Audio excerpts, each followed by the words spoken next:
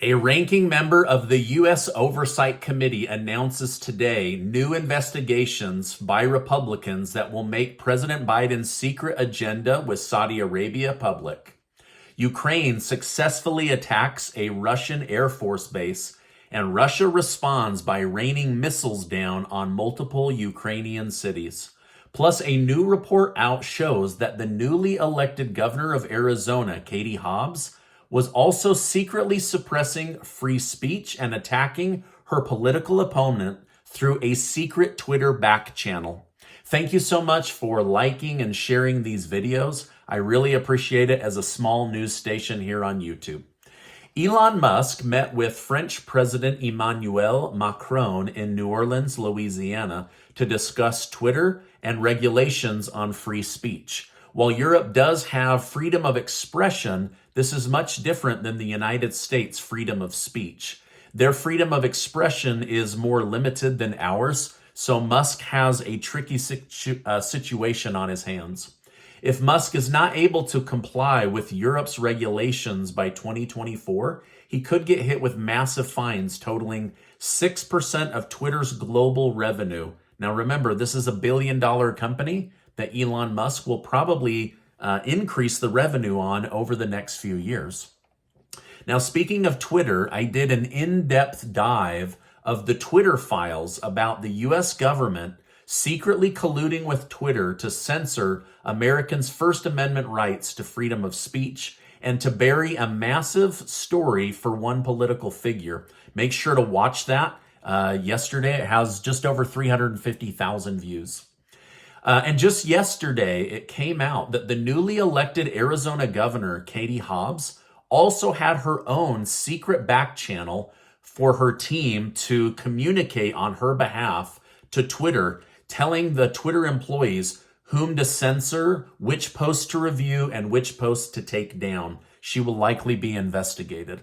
Now, Republican leader Kevin McCarthy is having trouble getting the support needed to become the next Speaker of the House. McCarthy has clashed with other Republicans over spending issues, which has caused him to lose their support. Donald Trump Jr. bashed the Republican pushing back on McCarthy by stating, "So in their quest to own the establishment by stopping Kevin McCarthy, Andy Biggs and others are actually in effect empowering those who impeached Donald Trump. This is a Democrat dream come true for a GOP Congress. Genius move, guys." While President Biden will likely run for president again in 2024, a new poll shows that Vice President Kamala Harris has the best chance at winning the Democrat nominee if Biden chooses not to run. She has over twice as much popularity vote as Bernie Sanders with 32% support and Sanders with 13%. Now, do you think that Vice President Harris would have a chance of winning against Donald Trump or Governor Ron DeSantis? Or do you think the Democrat Party will drop her in exchange for somebody like Ro Khanna or Gavin Newsom or somebody else? Let me know your thoughts in the comments down below. I don't personally think that Biden is going to run again, and I don't know that Harris will be kept as the front runner, but we'll see. This is just new data coming out in the news today. Now, speaking of Biden, Republicans have announced another major issue they will be holding hearings on to publicly investigate the president. It became obvious thanks to leak from the Prince of Saudi Arabia that the Biden White House team was trying to secretly broker an oil production deal in order to lower gas prices before the midterm election.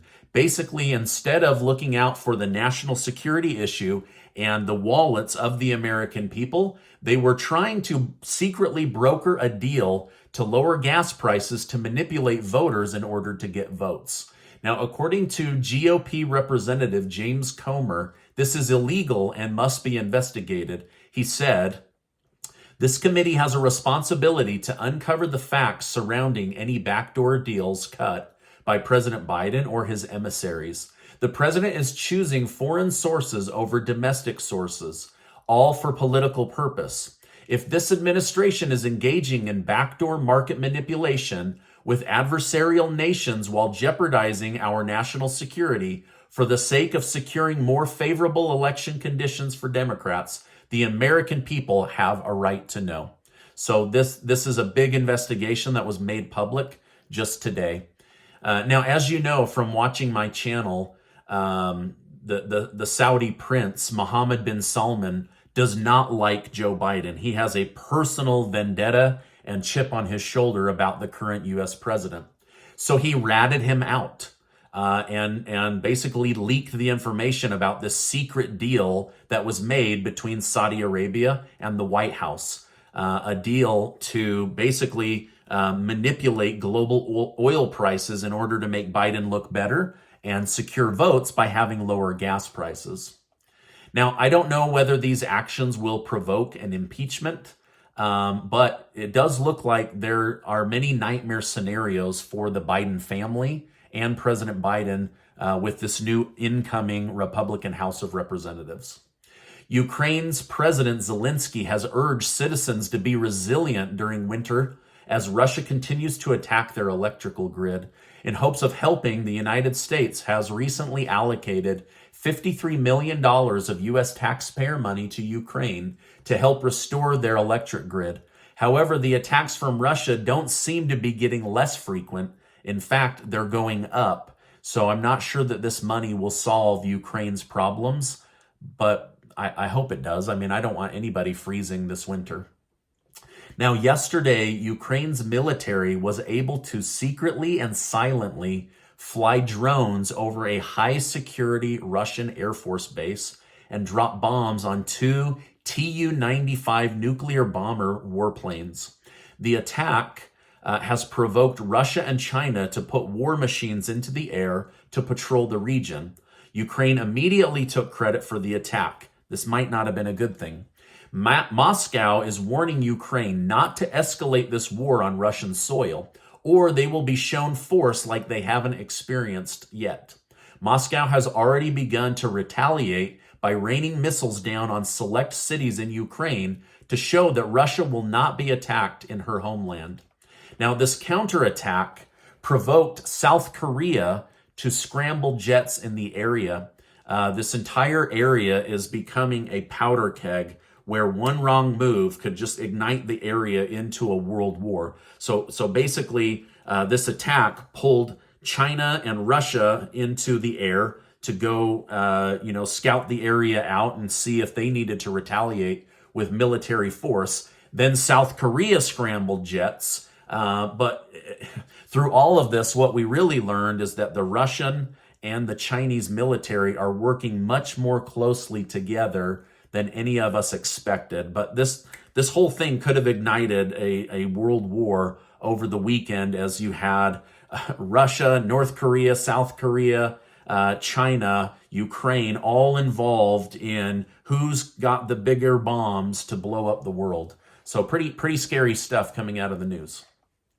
Now, former Republican Representative Liz Cheney, a member of the January 6th committee that investigated President Trump, is attempting to use Trump's most recent comments about the Twitter files and redoing the election against him after leaked files were released that showed Democrats had an influence over Twitter.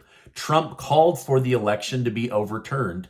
Cheney stated, "Donald Trump believes we should terminate all rules, regulations, and articles, even those found in the Constitution, to overturn the 2020 election."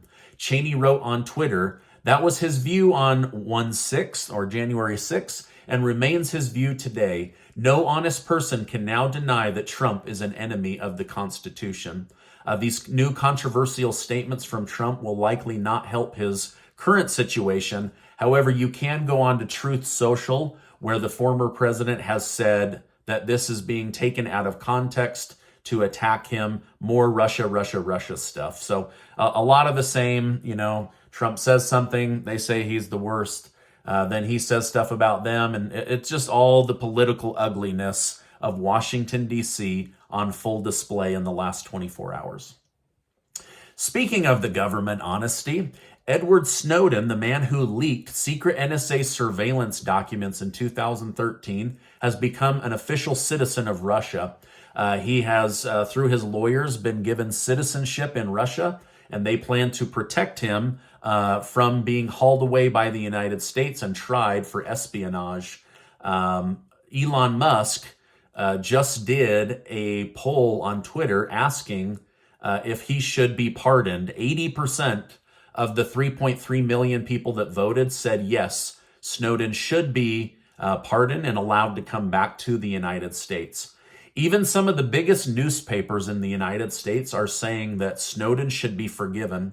He has a right under his First Amendment to free speech. Journalists are protected for breaking big stories, and this former military should be protected from whistleblowing on how the federal government spied on United States citizens without provocation and without warrant. So there's a lot of debate. Let me know your thoughts down below. Is Edward Snowden a spy that should be, they should go after him for treason? Or is he a hero for basically blowing the whistle that our government was spying on us without provocation or warrant? Let me know your thoughts down below. Now, before you go, make sure to take 20 seconds to get your name entered to be one of the winners of the $15,000 in cash that Casey and I are giving away thanks to generous video sponsors. There's going to be a total of 25 winners, and we're so excited to give that money away right before the winter holidays. I'll make sure to leave a link in the video description and also the pinned comment down below. Now, before you go, I want to remind you that you are amazing. I really, really believe that. So never forget that. Make sure to check out this important video and be subscribed to the channel. Thank you for liking and sharing these videos with family and friends and stopping by today. And I will see you on the next video.